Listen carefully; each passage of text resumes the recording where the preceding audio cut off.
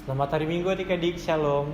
Berhubung situasi dan kondisi yang masih kurang memungkinkan kita untuk beribadah secara bersama-sama di gereja, ibadah PT kali ini akan kembali kita laksanakan secara online.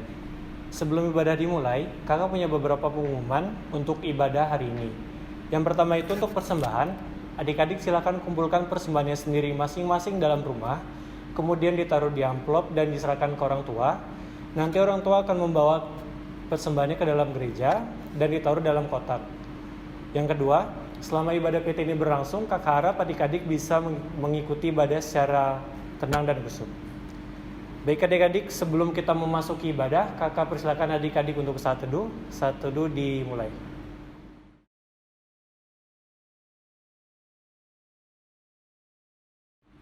Adik-adik, kakak ajak untuk berdiri. Kita akan menyanyikan lagu pembuka dari Gita Bakti 1, Pujilah Sang Pencipta.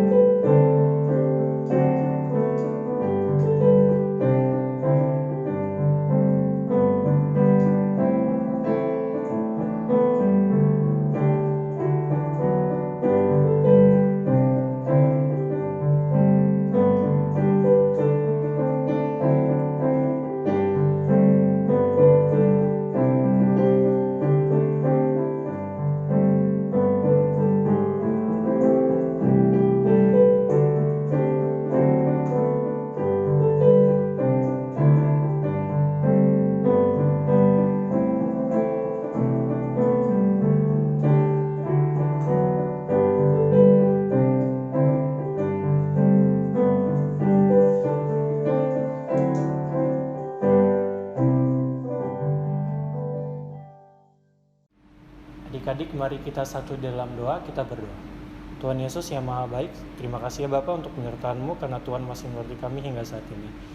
Ya Tuhan, sebentar lagi kami akan memulai ibadah PT kami, kiranya Kau memberkati agar kami boleh layak di hadirat-Mu ya Bapa, dan ibadah kami ini boleh berjalan lancar. Berkati kami ya Bapa, ampunilah segala salah dan dosa kami.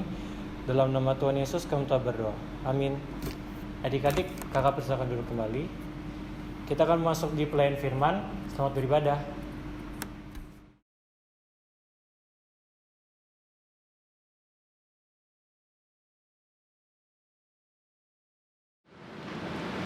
Shalom adik-adik, selamat hari Minggu. Apa kabar semuanya? Kakak harap semua baik-baik aja ya, sehat-sehat semua. Oke adik-adik, sebelum kita masuk ke pembacaan firman kita kali ini, mari kita siapkan dulu Alkitab kita. Kita buka dari kitab Kejadian pasal 31, ayatnya yang ke-43 sampai dengan yang ke-50. Kitab Kejadian pasal 31, ayatnya yang ke-43 sampai dengan yang ke-50. Sebelum kita membaca Alkitab kita, mari kita semua tunduk kepala, kita satu di dalam doa, kita berdoa. Ya Allah Bapa di surga yang mulia, terima kasih Tuhan Yesus atas segala penyertaan hingga saat ini ya Bapa. Tuhan, kami sekarang kembali berkumpul bersama untuk beribadah dalam pihak PT pada hari Minggu ini. Tuhan, kami akan membaca dan merenungkan sedikit dari firman-Mu. Bapa, kiranya Engkau diamkan seluruh suara dalam hati kami sehingga kami bisa fokus dan mendengarkan firman-Mu, merenungkannya dan dapat melakukannya dalam kehidupan kami sehari-hari. Terima kasih ya Bapa, hanya di dalam nama Yesus Kristus kami telah berdoa mengucap syukur. Haleluya. Amin.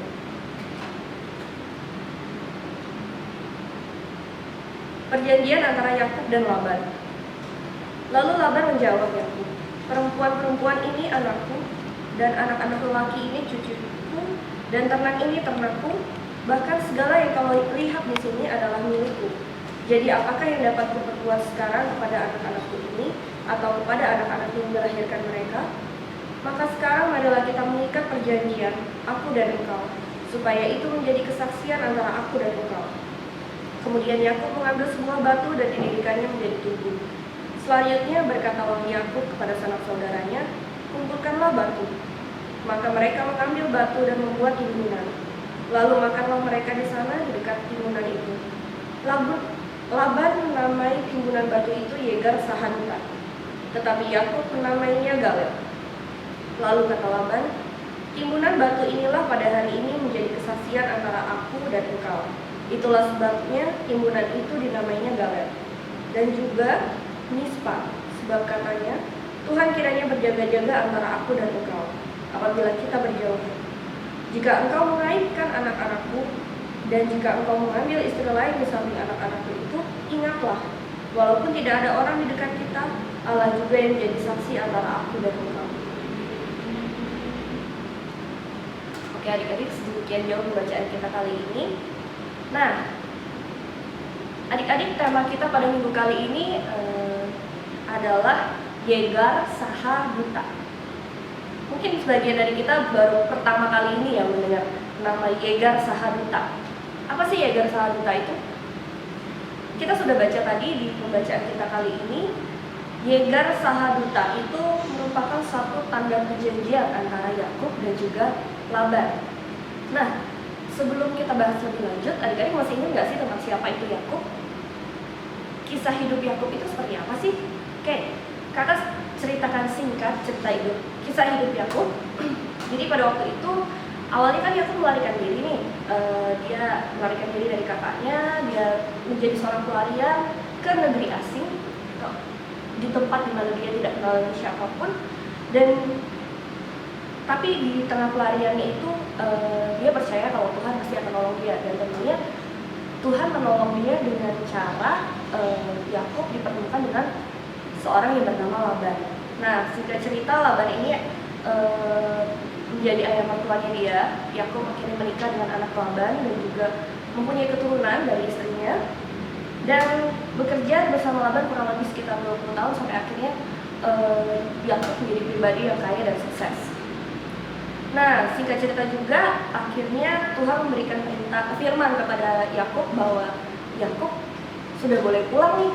Yakub sudah boleh pulang ke kampung halamannya, dan dengan senang hati Yakub dengan segera juga dia mempersiapkan dan dia pergi mau pulang ke kampung halamannya dia. Nah, tapi sayangnya Yakub di sini dia pergi diam-diam tanpa diketahui oleh Laban, dan akhirnya Laban pun mengejar Yakub. Pada waktu itu Laban mengejar Yakub itu dengan niat hati yang tidak baik. Jadi dia merasa marah karena si Yakub pergi diam-diam, dan juga dia merasa Yakub itu telah mencuri barang Laban. Tapi pada malam hari, suatu malam, Tuhan datang kepada Laban melalui sebuah mimpi. Dia mengingatkan kepada Laban untuk jaga baik-baik Yakub ini, jangan mengatakan sepatah kata apapun pada Yakub. Nah, jadi setelah Laban mendapatkan mimpi itu, dia bertemulah dengan Yakub. Tapi Laban masih memang dalam posisi marah. Dia marah, dan juga Yakub pun marah sama Laban. Mereka pada waktu itu sedang berselisih. Mereka berselisih. Yakub mengeluarkan segala unek-uneknya, Laban pun juga demikian. Tapi sampai pada satu titik, akhirnya mereka memutuskan untuk berdamai. Nah, di sini, di satu titik saat mereka berdamai inilah mereka membuat satu tanda perjanjian. Tanda perjanjiannya itu berupa tubuh yang mereka berikan nama Yegar Sahaduta. Jadi Yegar Sahaduta itu sebetulnya adalah artinya timbunan batu yang menjadi saksi, atau bisa dikatakan juga Yegar Sahaduta itu adalah tubuh Mispa, yang artinya Tuhan menjadi saksi di antara kita. Nah, adik-adik, sesuai judul kita kali ini yang ingin dibahas adalah tentang Yegar Sahaduta, atau suatu tanda yang menjadi saksi antara Yakub dan Laban. Apa sih yang bisa kita pelajari dari suatu tanda ini? Tanda Yegar Sahaduta ini bagi seorang Yakub itu memperingatkan Yakub akan berbagai macam hal dalam hidupnya. Memperingatkan Yakub tentang saat dia melihat tanda ini, dia mengingat satu, awal hidup Yakub. di mana pada waktu awal kehidupan Yakub dia yang dalam posisi pelarian, tidak punya apa-apa, tidak kenal siapa-siapa, tapi dia ingat akan pertolongan tangan Tuhan. Dengan cara Tuhan menolong Yakub, mempertemukannya dengan Laban. Kemudian yang awalnya dia hidup sendiri, akhirnya dia punya keluarga, punya keturunan, punya istri juga. Kemudian yang awalnya dia adalah seorang pekerja di tempatnya Laban, sampai akhirnya dia diizinkan pulang, diberikan kebebasan untuk kembali ke kampung halamannya. Dan yang kedua, setiap melihat tanda Yegar Sahaduta ini, Yakub menunjukkan imannya Yakub. Kenapa imannya? Karena dari awal Yakub yakin dan percaya kalau Tuhan itu adalah sumber pertolongan.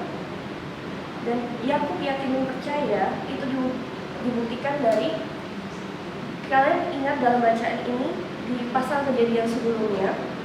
Jadi pada waktu Laban ingin mengejar Yakub itu, Tuhan menyelamatkan Yakub dengan datang ke dalam mimpinya Laban untuk memberikan peringatan. Intinya jaga baik-baik Yakub. Jadi di situ cara Tuhan menolong Yakub pada waktu itu. Dan kita lihat juga imannya Yakub yang yakin dan percaya bahwa Tuhan itu selalu menyertai Yakub. Kenapa? Di ayat sebelumnya itu Yakub mengatakan kepada Laban, saat Yakub mengeluarkan unek-uneknya, Yakub berkata kepada Laban, tanpa penyertaan Tuhan, aku ini bukan siapa-siapa. Tanpa penyertaan Tuhan, aku tidak akan mempunyai harta yang aku miliki saat ini. Jadi kita bisa lihat, Yakub itu begitu yakin dan percaya akan segala penyertaan Tuhan dalam hidupnya, menjadi kunci kesuksesan Yakub. Dan yang ketiga, dalam iman Yakub itu kita melihat bahwa Allah selalu memperhatikan segala jerih payah umatnya. Dia pada waktu itu Allah selalu memperhatikan segala jerih payah yang dilakukan Yakub. Nah, yang ketiga, melalui Yegar Sahaduta ini kita bisa melihat komitmen yang dibuat oleh Yakub.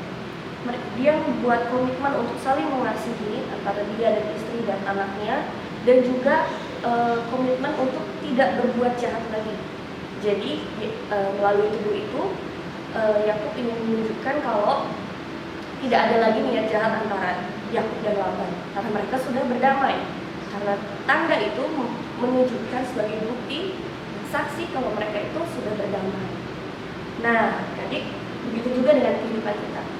Pasti kita pernah nih terima satu barang atau satu item apapun itu entah dari keluarga kita, orang tua kita, sama saudara kita. Kita diberikan satu benda. Setiap kali kita melihat benda itu pasti kita akan langsung teringat. Wah, waktu itu aku dikasih benda ini saat kejadian ini. Waktu aku misalnya lagi ulang tahun atau waktu naik kelas, seperti itu. Pasti langsung akan muncul pemberiannya siapa, kenangannya apa, pada waktu apa, itu pasti akan teringat. Nah, seperti itu juga Yegar Sahaduta dalam hidup Yakub, merupakan suatu tanda kesaksian, tanda dan saksi antara Yakub dan Laban. Nah, adik-adik, apa sih yang bisa kita pelajari dari Yegar Sahaduta Yakub ini? Di sini kita ingin diingatkan lagi, kita bisa meneladani sikapnya Yakub ini. Melalui tanda Yegar Sahaduta ini, kita bisa lihat yang bisa kita pelajari adalah iman Yakub. Yang pertama, ada 3 hal yang bisa kita pelajari di sini. Yang pertama, Tuhan adalah satu-satunya sumber pertolongan. Nah, jadi seperti Yakub yang dalam situasi apapun dia mengandalkan Tuhan dan yakin dan percaya kalau Tuhan pasti menolong, begitu juga dengan kita saat ini. Entah dalam situasi apapun sekarang, lebih khusus dalam pandemi COVID-19 seperti ini, pasti banyak hal yang terjadi dalam hidup kita. Baik itu misalnya dalam kehidupan di keluarga kita, apakah itu saudara kita, orang tua kita, bahkan mungkin dari segi keterbatasan kita bergerak, keterbatasan kita berpergian, kemudian dari segi finansial juga kita mengalami penurunan pendapatan yang sangat terasa sekali. Nah, adik-adik, jangan berkecil hati, jangan mudah menyerah dan putus asa. Kita kembali lagi melihat hidup Yakub, di mana yang waktu itu juga dia dalam masa pencarian dan tidak memiliki apa-apa, tidak kenal siapapun, tapi Tuhan menolong. Begitu juga dengan kita yakin dan percaya Tuhan pasti akan menolong. Ya, itu yang pertama. Dan yang kedua, kita ditekankan lagi dengan penyertaan Tuhan itu adalah kunci kesuksesan. Maka dikatakan demikian, seperti Yakub tadi bilang, tanpa Tuhan aku tidak akan punya apa-apa. Dia tidak akan mendapatkan segala hasil kekayaan dan kesuksesan dia saat itu. Nah, begitu juga dengan kita adik-adik, tanpa Tuhan kita itu bukan apa-apa. Segala yang kita miliki saat ini, segala keberhasilan, talenta yang kita semua miliki saat ini, semua itu bukan hanya karena kehebatan kita, tapi tentu saja itu semua hanya karena penyertaan Tuhan dalam hidup kita. Jadi dalam segala usaha dan kerja keras kita untuk mencapai suatu keberhasilan, tentunya itu tidak luput dari arahan dan tuntunan tangan Tuhan dalam hidup kita. Tidak luput dari setiap penyertaan Tuhan dalam hidup kita. Nah, yang ketiga adik-adik yang kita bisa pelajari di sini adalah mengenai komitmen.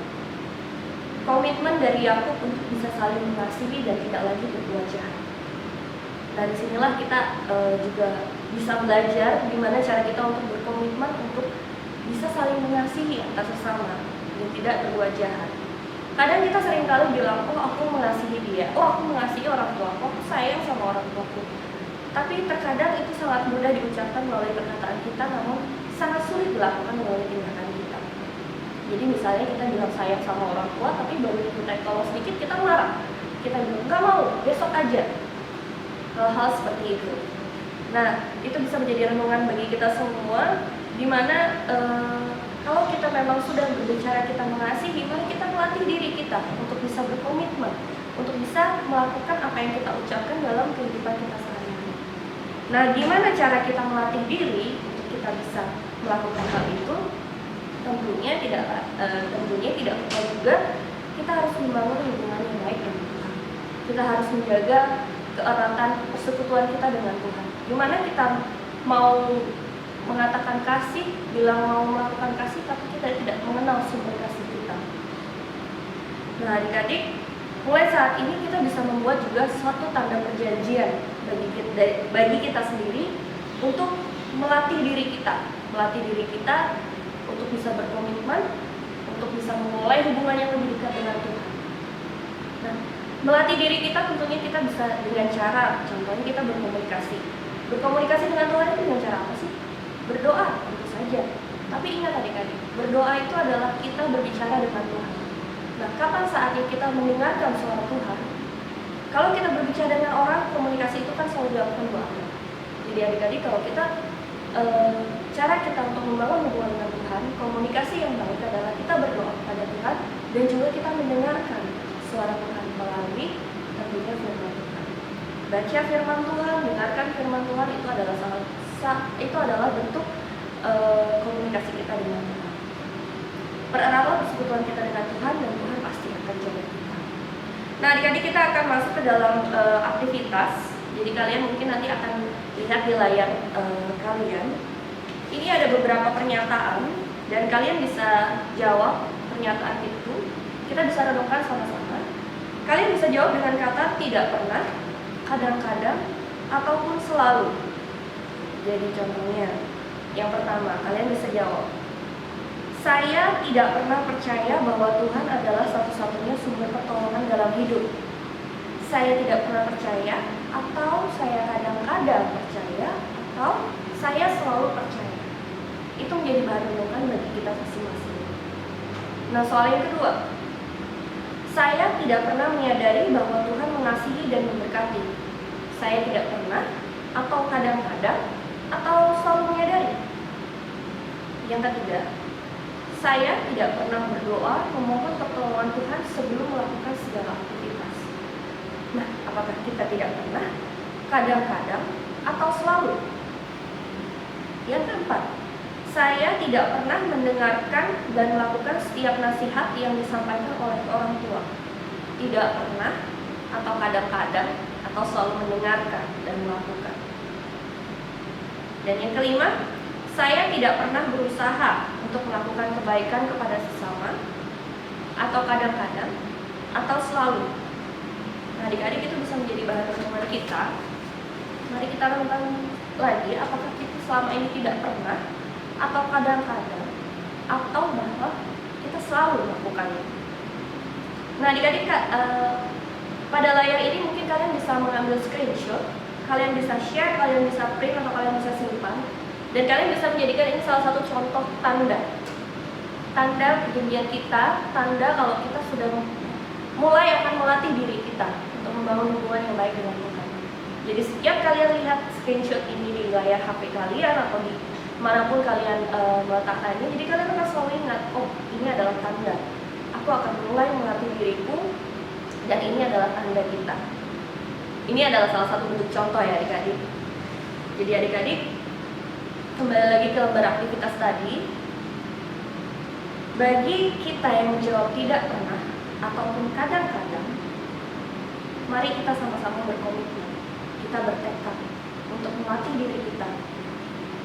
Melatih diri agar dari kata tidak pernah dan kadang-kadang itu menjadi kata selalu. Kenapa kita berusaha untuk mengganti kata-kata tidak pernah dan kata kadang-kadang itu menjadi kata selalu? Bukan hanya kata semata-mata kalau kita udah ngelakuin itu, berkat Tuhan akan tercurah dalam hidup kita. Wah, nanti berkat Tuhan akan melimpah dalam hidup kita. Bukan hanya karena kita mengejar berkat Tuhan, tapi kita melakukan itu sebagaimana tanda kita kalau kita itu mengasihi Tuhan. Kita mengasihi Tuhan, kita menyenangkan hati Tuhan, kita memperkenalkan hubungan Tuhan. Jadi adik-adik, ingat selalu, andalkan Tuhan dalam hidup kita, yakin dan percaya Tuhanlah satu-satunya sumber pertolongan hidup kita. Dan yakin dan percaya juga penyertaan Tuhan merupakan satu kunci keberhasilan kita dalam hidup ini. Andalkan Tuhan, serahkan hidup kita hanya ke dalam Tuhan saja. Amin. Oke, baik adik-adik, kita akan masuk dalam doa syafaat. Mari kita satu di dalam doa, kita berdoa. Ya Bapa di surga yang mulia, terima kasih Tuhan Yesus atas segala penyertaan Tuhan. Terima kasih atas firman yang boleh Tuhan berikan dalam kehidupan kami tadi Bapa. Kiranya Tuhan senantiasa menolong menyertai kami dalam setiap langkah kehidupan kami ya Bapa.